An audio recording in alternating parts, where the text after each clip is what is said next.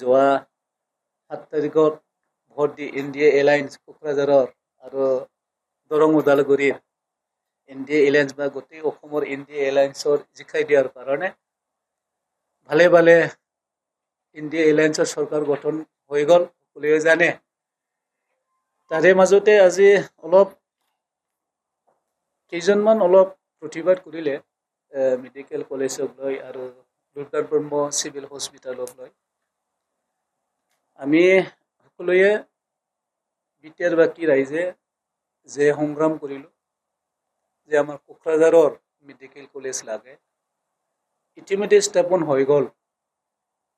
আৰু এই স্থাপন হোৱাৰ কাৰণে আজি আমাৰ সাধাৰণ ৰাইজে ইয়াত ট্ৰিটমেণ্ট পাই আছে, ইয়াত অপাৰেশ্যন হৈ আছে। এই মেডিকেল কলেজ নোহোৱাৰ আগত আমাৰ কিছুমান মানুহ প্ৰপাৰলি ট্ৰিটমেণ্ট লোৱাৰ কাৰণে বাহিৰত যাব লগা হৈছিলে, কোচবিহাৰ, শিলিগুৰি। আজি মেডিকেল কলেজ হোৱাৰ কাৰণে সাধাৰণ ৰাইজে ইয়াত আমি ট্ৰিটমেণ্ট ল'বলৈ পালে।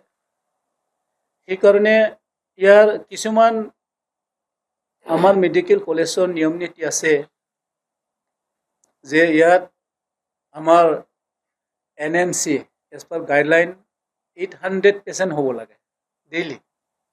হয়তোবা এইটো কেতিয়াবা হোৱা নাই।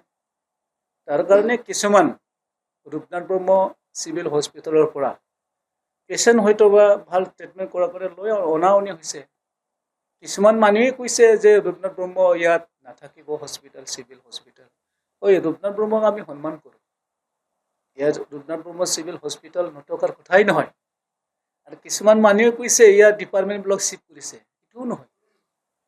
যে ৰূপনাথ ব্ৰহ্মৰ যি ট্ৰিটমেণ্ট নহ'ব মেডিকেল কলেজত হ'ব, আৰু যি মেডিকেল কলেজত নহয় বাহিৰতো চিফ্ট কৰিব। তেওঁলোকে ডক্টৰে জানে। ইয়াত প্ৰপাৰ আমাৰ মেডিকেল কলেজত এতিয়া প্ৰেজেণ্ট 91 ডক্টৰ আছে,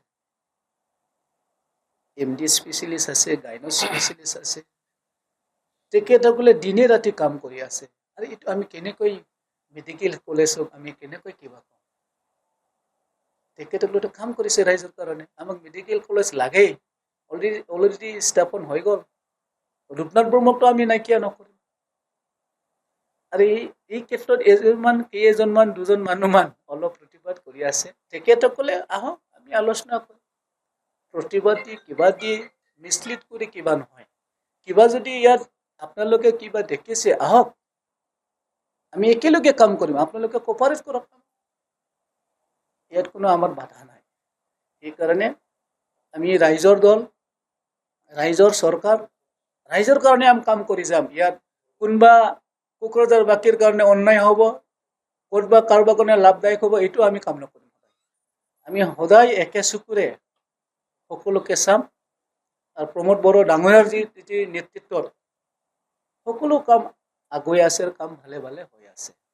সেইকাৰণে মই প্ৰতিবাদ কৰা সকলক আমি অনুৰোধহে কৰিম যে আপোনালোকে ক'ৰবাত যদি কিবা ভাবিছে, ভুল দেখিছে, আহক একেলগে আলোচনা কৰিম যে মেডিকেল কলেজটো সম্পূৰ্ণভাৱে স্থাপন কৰি ভাল আমাৰ এইখিনি অঞ্চলৰ যাতে সকলোৱে ট্ৰিটমেণ্ট প্ৰপাৰলি পায়, এইখিনি আমি কাম কৰি যাব লাগে।